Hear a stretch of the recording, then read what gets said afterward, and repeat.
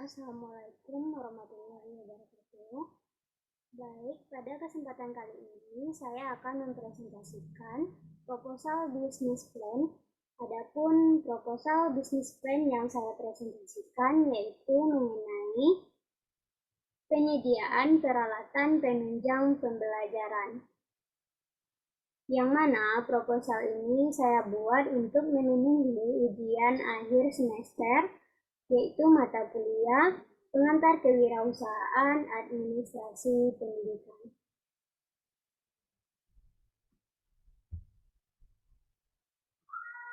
Baik, sebelumnya saya akan memperkenalkan diri saya terlebih dahulu. Perkenalkan, nama saya Cindy Dwi Safitri dengan NIM 22002234 dari Prodi Administrasi Pendidikan, Fakultas Ilmu Pendidikan di Universitas Negeri Padang. Baik, langsung saja. Adapun latar belakang dari usaha saya adalah pendidikan dianggap sebagai fondasi penting dalam pembangunan masyarakat dan individu. Dalam konteks ini, penyediaan peralatan penunjang pembelajaran mendukung upaya meningkatkan kualitas pendidikan. Peralatan penunjang pembelajaran yang baik dapat membantu guru dalam memberikan pengajaran yang lebih efektif dan interaktif. Kurikulum pendidikan saat ini cenderung mengintegrasikan teknologi dan metode pembelajaran. Sebagai hasilnya, sekolah, perguruan tinggi, dan lembaga pendidikan lainnya membutuhkan peralatan penunjang pembelajaran yang sesuai dengan tuntutan kurikulum. Pihak pendidikan baik guru maupun administrator semakin menyadari pentingnya kualitas pembelajaran.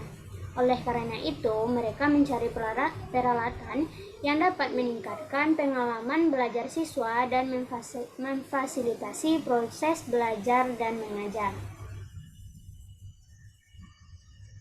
Jadi, berdasarkan latar belakang usaha saya sebelumnya, maka bidang usaha yang akan saya rintis dan dikembangkan adalah usaha yang bergerak di bidang pendidikan, yaitu mengenai penyediaan peralatan penunjang pembelajaran.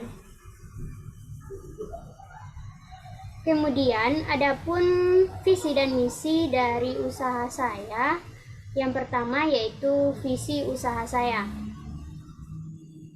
yaitu adalah untuk selalu dapat berkontribusi dalam meningkatkan kualitas pendidikan melalui penyediaan peralatan penunjang pembelajaran yang inovatif dan mendukung perkembangan potensi setiap individu.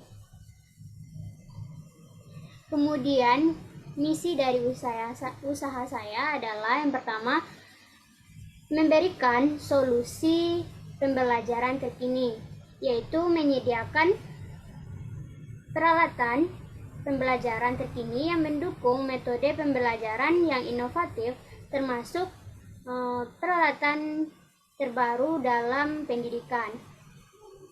Kemudian yang kedua, mendukung guru dan institusi pendidikan. Ketiga, memastikan ketersediaan akses pendidikan yang merata. Kemudian yang keempat, berfokus pada kualitas dan produk. Kemudian yang kelima, menyokong pembelajaran jarak jauh. Dan yang keenam, menanamkan kesadaran pendidikan.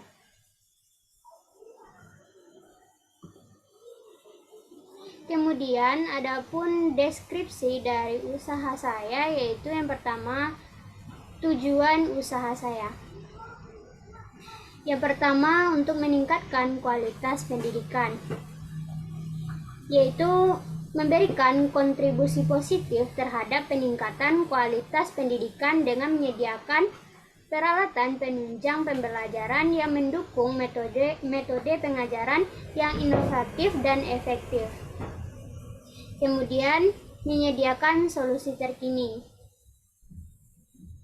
yaitu menawarkan peralatan penunjang pembelajaran terkini yang sesuai dengan perkembangan terbaru dalam pembelajaran, sehingga dapat memenuhi kebutuhan pendidikan yang berkembang.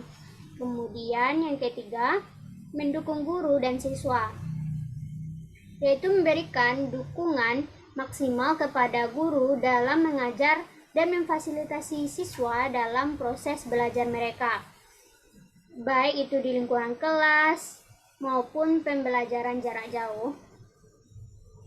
Kemudian yang keempat, menyokong pembelajaran jarak jauh, yaitu menyediakan solusi pendukung pembelajaran jarak jauh termasuk perangkat platform pembelajaran online agar dapat merespon tren pembelajaran modern.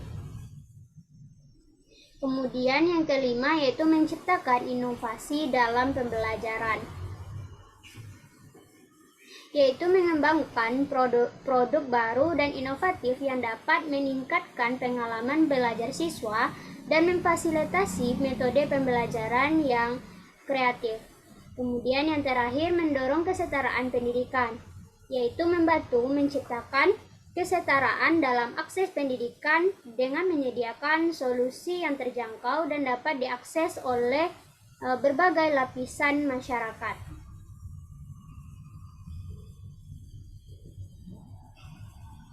Kemudian yang kedua yaitu konsumsi potensial atau bisa disebut dengan target. Yang pertama yaitu lembaga pendidikan formal.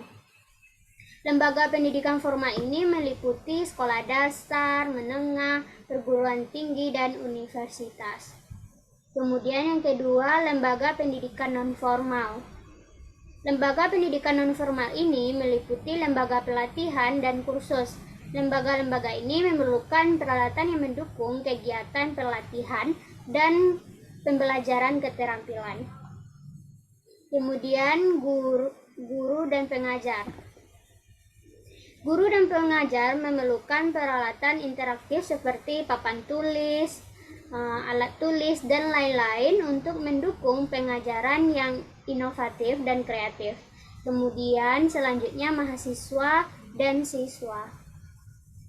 Mahasiswa dan siswa juga memerlukan berbagai kebutuhan pendidikan mereka seperti alat tulis, alat peraga, dan berbagai lainnya, yaitu sebagai pendukung untuk pembelajaran mereka.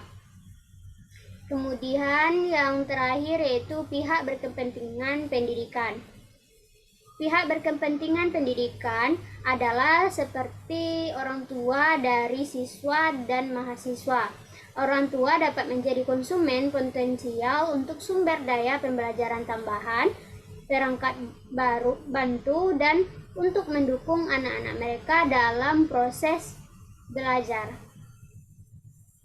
Kemudian yang selanjutnya yaitu produk. Yaitu adapun peralatan penunjang pembelajaran yang saya jual adalah yang pertama yaitu papan tulis yang berharga Rp150.000, kemudian buku dan alat tulis seharga Rp200.000, kemudian peralatan seni yaitu dengan harga Rp250.000, kemudian alat olahraga dengan harga Rp300.000.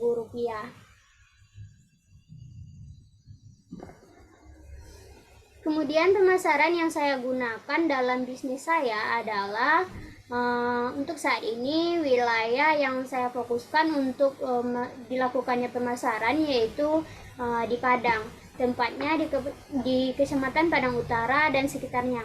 Kemudian promosi juga dilakukan menggunakan media sosial. Media sosial ini berupa Instagram, Facebook, dan WhatsApp. Jadi daerah lain yang berada di Indonesia juga dapat membelinya dengan cara online. Kemudian waktu usaha penjualan, yaitu waktu penjualan yang akan dilakukan pada setiap hari, yaitu dari hari Senin sampai Sabtu. Namun pada hari Minggu tidak dilakukan penjualan karena hari Minggu ini ditetapkan sebagai hari istirahat atau break bagi kami. Kemudian situasi persaingan adalah yaitu banyaknya sosial media yang dapat digunakan secara mudah untuk mencari produk yang lebih murah dan berkualitas. Kemudian orang sekitar yang menjual barangnya sama dengan harga yang relatif bersaing. Kemudian respon terhadap perubahan dalam pendidikan dan berbagai persaingan lainnya. Kemudian selanjutnya aspek keuangan. Yang pertama yaitu perkiraan modal awal. Seperti yang bisa kita lihat pada tabel berikut, yaitu ada tempat dan barang, kemudian jumlah atau nominal, dan yang terakhir harga. Adapun tempat dan barang yaitu seperti sewa tempat, yaitu nominalnya 500.000 per bulan dengan harga sama 500.000 per bulan. Kemudian meja kasir yaitu 200.000, kemudian harga tetap 200.000. Kemudian rak tempat barang yaitu seharga 250, yaitu nominal barangnya yaitu 4 buah, ya, berarti harganya yaitu 1 juta. Kemudian air dan listrik jumlahnya 300.000 per bulan dengan harga 600.000 rupiah. Kemudian total yang diperoleh yaitu dari jumlah keseluruhan yaitu 2.300.000 rupiah. Ini merupakan modal awal. Kemudian yang kedua yaitu perkiraan modal tiap bulan, yaitu bisa kita lihat seperti tabel berikut ini, yaitu ada nama barang, jumlah atau nominal, kemudian harga. Dari papan tulis jumlahnya harganya yaitu 150.000, nominalnya yaitu 6 buah, berarti harga yang diperoleh yaitu 900.000 rupiah. Kemudian buku dan alat tulis, jumlah atau nominalnya yaitu 200.000 dikali dengan 10 buah, yaitu harga yang didapat yaitu 1 juta. Kemudian peralatan seni yaitu jumlah atau nominalnya yaitu 250.000 dikali 4 buah, yaitu harga yang diperoleh yaitu 1 juta. Kemudian alat-alat olahraga yaitu jumlah nominalnya 300.000 dikali 2 buah, yaitu 600.000 rupiah. Jadi total keseluruhan yang diperoleh adalah 3.500.000 rupiah. Kemudian yang selanjutnya itu perkiraan perhitungan laba. Setiap bulannya yaitu bisa kita lihat sebagai berikut. Yang pertama harga jual, yaitu dengan harga 200.000 dikali dengan 5 pembeli, yang diperoleh harga yaitu 1.200.000 rupiah. Kemudian yang selanjutnya 250.000 dikali dengan 10 pembeli, maka harga yang total yang diperoleh yaitu 2.500.000. Kemudian selanjutnya yaitu 300.000 dikali 4 pembeli, maka jumlah yang diperoleh yaitu 1.200.000. Kemudian 350.000 dikali 4 pembeli, yaitu jumlah yang diperoleh yaitu 1.400.000. Jadi total keseluruhan yang diperoleh setiap bulannya yaitu 6.300.000. Kemudian yang selanjutnya modal per bulan, yaitu dikeluarkan 2.300.000 rupiah. Kemudian modal awal yaitu 3.500.000 rupiah. Kemudian total yang diperoleh dari modal per bulan dan modal awal yaitu 5.800.000 rupiah. Jadi laba bulan pertama yaitu 6.300.000 rupiah dari total penjualan dikurang dari total modal per bulan dan modal awal yaitu 5.800.000 Jadi dikurang yaitu menjadi Rp500.000. Kemudian perkiraan laba bulan berikutnya yaitu Rp6.300.000 dikurang Rp2.300.000, maka laba yang akan diperoleh untuk bulan selanjutnya yaitu 4 juta. Jadi perkiraan perhitungan laba setiap bulannya atau keuntungan yang akan diperoleh setiap bulannya yaitu 4 juta rupiah.